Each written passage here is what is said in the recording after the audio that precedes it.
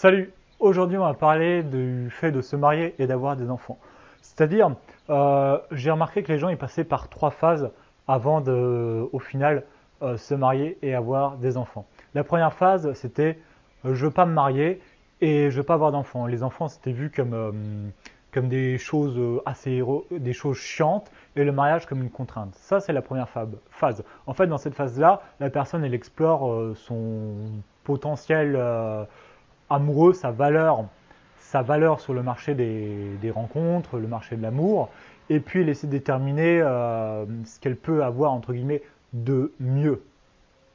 Et une fois qu'elle a pris conscience de sa valeur, elle passe par une deuxième phase, c'est-à-dire la phase c'est je veux pas me marier, je veux pas d'enfant, mais si je rencontre la bonne personne, je vais peut-être me marier, je me marierai probablement et puis j'aurai des enfants, mais uniquement avec la bonne personne.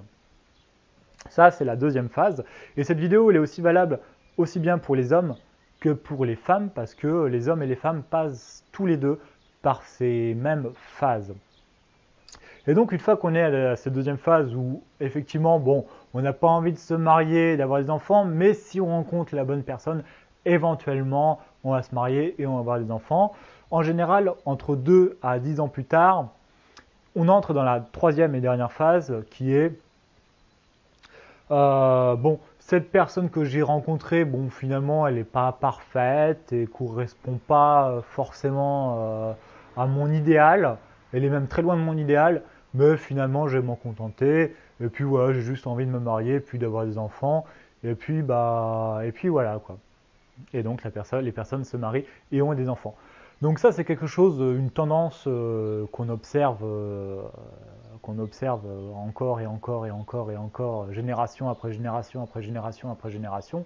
Et il faut en prendre conscience et pas dire, euh, ne pas être dans le déni et dire non, mais moi je suis au-dessus de tout ça, ça n'arrivera jamais. Parce que au fur et à mesure que vous avancez dans votre vie, vos désirs, vos attentes changent. C'est sûr, quand vous êtes jeune, vous n'avez pas forcément envie de vous marier et d'avoir des enfants tout de suite. Mais après, quand vous commencez à vieillir, vous avez envie de partager votre vie avec quelqu'un et puis vous avez envie aussi d'avoir euh, d'avoir des enfants. Je veux dire, c'est un désir qui les circonstances de votre vie changent et donc les envies dans votre vie changent également. Il faut en prendre conscience, il faut l'accepter. Quelqu'un qui dit non, je ne veux pas me marier et je ne veux pas avoir d'enfant et puis ça sera toujours comme ça, c'est un peu comme un petit enfant, un tout petit enfant qui dit non, moi jamais j'embrasserai une fille, jamais, c'est dégueulasse. Voilà, ça fait sourire et ça fait sourire.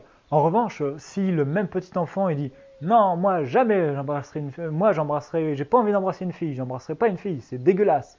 Mais par contre, peut-être qu'après je vais grandir et peut-être que après mes désirs vont changer et puis peut-être qu'après j'aurai envie d'embrasser une fille et puis d'avoir une copine. Là, vous dites plus la même chose, vous dites bah cet enfant il a une certaine sagesse.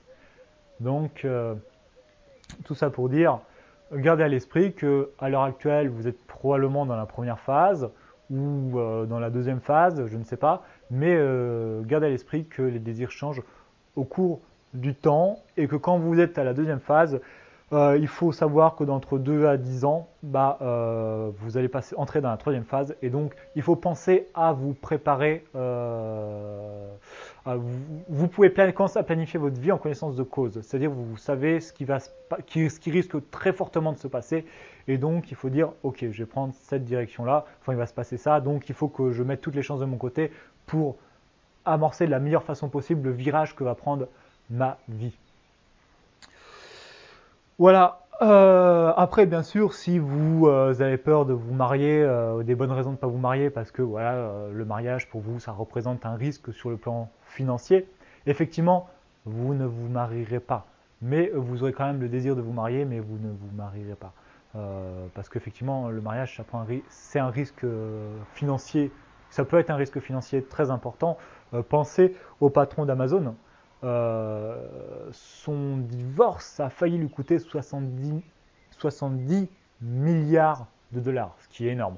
Bon, il s'en sort là, je crois, avec 3 milliards de dollars, ce qui est quand même énorme, mais bon voilà, quoi, c'est quand même moins pire, si même si ça reste dramatique, c'est moins pire que 70 milliards de dollars. Donc oui, un divorce, ça peut coûter cher. C'est pour ça que si vous voulez protéger votre patrimoine, effectivement, là vous direz, bon bah oui, j'ai envie de me marier, mais non, je ne me marierai pas parce que j'ai des bonnes raisons en fait pour ne pas me marier.